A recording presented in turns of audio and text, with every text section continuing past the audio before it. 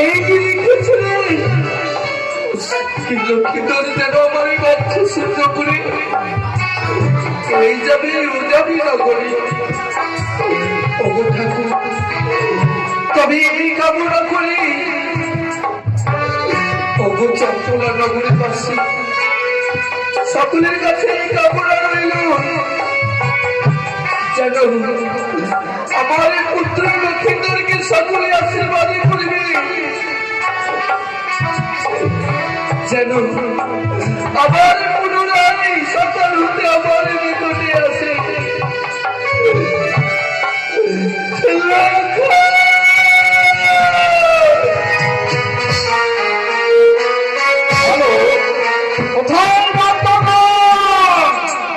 তোমরা মনের আনন্দে বাদ্য বাজিয়ে চলো।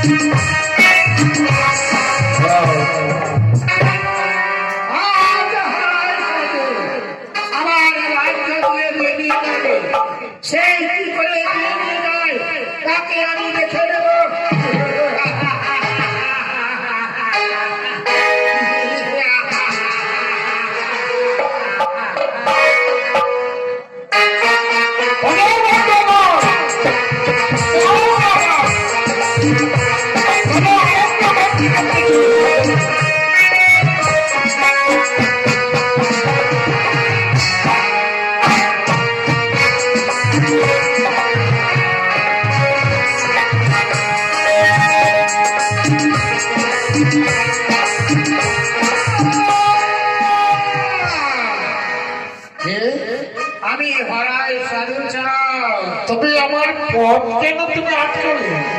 আমার পথকে আলি দিয়ে ধরেছি কেমন কি কারণে? আমার রাজ্য দিয়ে বিয়ে নিয়ে যাচ্ছ, তুমি আমার রাজ্যের কর দিয়ে তোমার রাজ্য দিয়ে বিয়ে নিয়ে যাচ্ছি বলে হ্যাঁ হ্যাঁ চাও তোমাকে কর দিতে হবে। হ্যাঁ চাও তুমি আমায় হাসাচ্ছ? আমি তোমাকে হাসাচ্ছি না, তুমি শোনো হরাই সাধু, তুমি তো একটি ছোট্ট রাজ্যের রাজা, আর আমি চঞ্চলার অধিপতি ছত্রপতি সদাগর। এই চন্দ্রধর জীবনে কখনো কাউকে কর দেয়নি, আর সামান্য ছেলের বিয়ে নিয়ে যাচ্ছি বলে তোমায় কর দিতে হবে।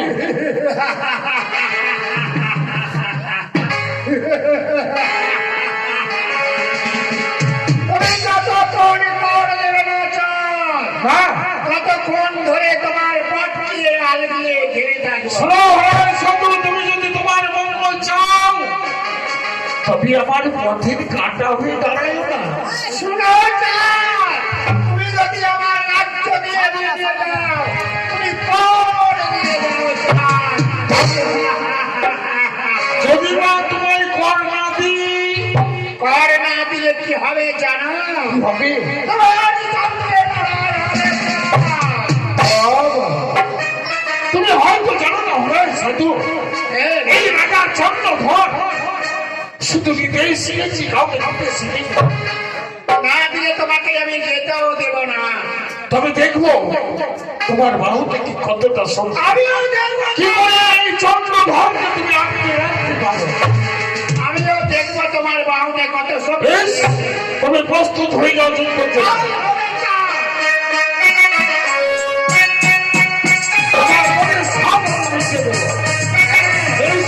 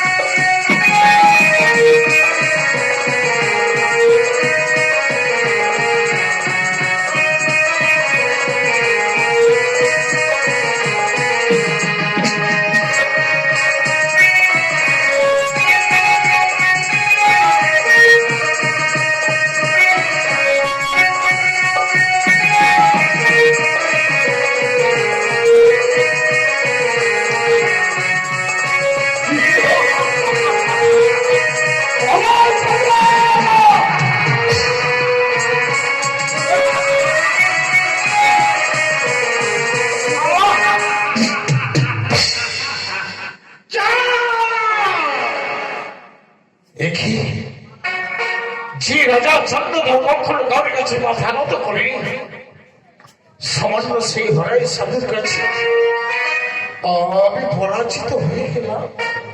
না না, আমি পরাজিত হয়েছি তবু শিকার, আমি তাকে কর দেব না। প্রয়োজনে আমার এই সন্তানের বিবাহ আমি চম্পকনগরের পৃথিবী ফেরত নিয়ে যাব। পিতা, লক্ষিন্দর, এইভাবে শুভ বিবাহ নিয়ে যদি ফিরে নিয়ে যান তাহলে চম্পলার আপনার যে অপমান হবে। পুত্র লক্ষিন্দর, জীবনে কখনো কারোর কাছে মাথা নত করিনি, আর এই সামান্য হরে সাধুর সঙ্গে পরাজিত হয়েছে বলে তাকে কর দিতে হবে, এ আমার পক্ষে সম্ভব নয়। পুত্র লক্ষিন্দর, বলুন পিতা। বিবাহ না দিয়ে প্রয়োজনে তোমার জন্য শত শত রাত্রি রেখে দেব, কিন্তু আমি বিবাহ নিয়ে যাব না। পিতা, এক পুত্র থেকে পিতার কোনদিনই অপমান বরদাস্ত করতে পারবে না। কি করবে লক্ষিন্দর? তাই পিতা, তোমায় বলে জানাই, এই তীক্ষ্ণ তরোয়াল আমার হস্তে তুলে দাও। না লক্ষিন্দর, না, আজকে যে তোর সুমতি, এই সুমতির আমি তোর হস্তে আমি অস্ত্র তুলে দিতে পারি না। পুত্র, পিতা, এক পুত্র পিতার অপমান কোনদিন দেখতে পাবে না। তাই তুমি আমার এই হস্তে আমি তারপর উঠিয়ে দাও। ঠিকই বলেছে লক্ষিন্দর। এই হরাই সাধুর সঙ্গে আমি যুদ্ধ করব, তোমার এই অপমানের প্রতিশোধই আমি নেব। পিতা, বাবা, পুত্র, মা, তোমার কথা শুনে আমি বড় সন্তুষ্ট হয়েছি। কোন পুত্রের সম্মুখে যদি তার পিতাকে কেউ অপমান করে, সেই সন্তান ধৈর্য ধরে থাকতে পারে না। তাই পিতার অপমানকে উজ্জ্বল করার জন্য অস্ত্র ধরতে বল। তাই আমি তোকে প্রাণ ভরে আশীর্বাদ করছি, তুই যেন ওই হরাই সাধুকে পরাজিত করতে পারিস, তোর পিতার মুখ যেন তুই উজ্জ্বল করতে পারিস। তাই হবে পিতা। না পুত্র, আমায় আশীর্বাদ করো পিতা। আমি তোমায় প্রাণ ভরে আশীর্বাদ করছি।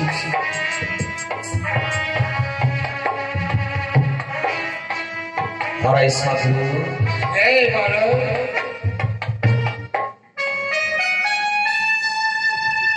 তোমায় বলছি আমি, এই আমার পিতার পথ ছিঁড়ে যাবে না। তোমার পিতা যতক্ষণ আমাকে কর দেবে না, এই রাজ্যের কতক্ষণ তোমার পিতার পথকে আমি আলগিয়ে ঘিরে থাকবো। আমার পিতা কোনদিন কেউ কি কর দেয়নি, আজকেও দিবে না। আমিও তার পথকে আমি আলগিয়ে ঘিরে থাকবো। তাহলে তুমি সাবধান হয়ে যাও, যুদ্ধ করার জন্য প্রস্তুত হয়ে যাও। প্রস্তুত হয়ে যাবে। তাহলে এসো, এই তীক্ষ্ণ তরোয়ালের সঙ্গে মোকাবেলা করো। বেশ, তাই। এসো।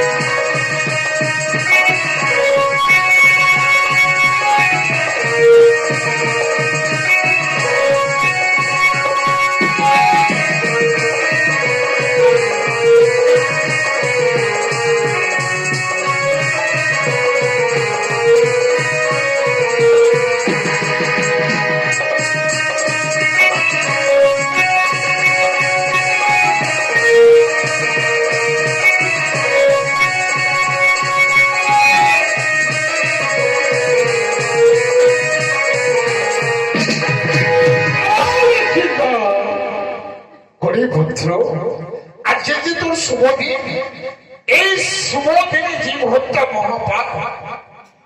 তাই পিতা, হরে সাধু। হ্যাঁ বাড়াচা, তুমি আমার সন্তানের কাছে পরাজিত হয়েছ। হ্যাঁ হয়েছে, তবু আমার কোনো দুঃখ নেই, কারণ আজকে আমার সন্তানের শুভ বিবাহ।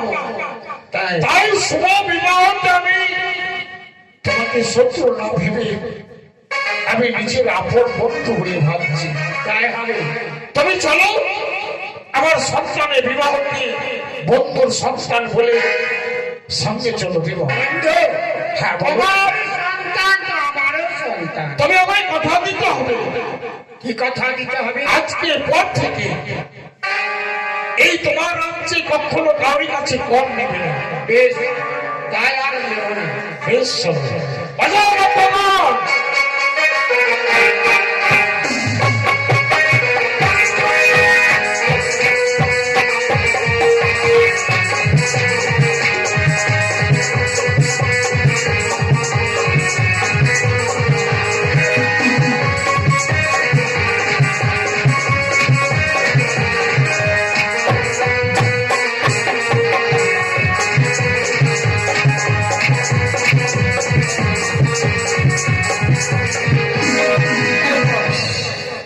আজই লখাই আমার মা বেহুলার শুভ বিবাহ। আজ এত বিলম্ব হয়ে যায়, বর বরযাত্রী কিন্তু এখনো আসছে না।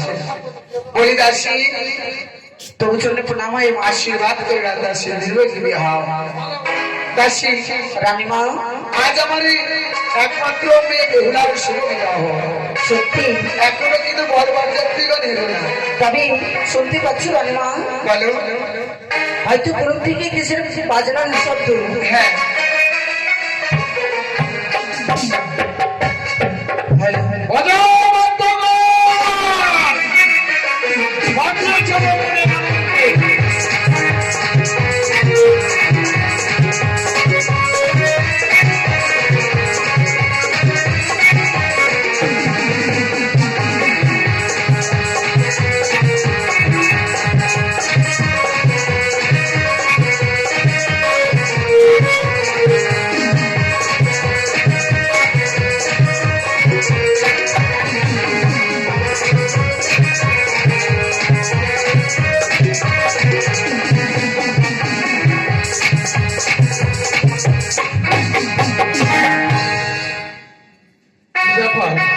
কি ব্যাপার নাই, এটা ভালো পাশ গেল।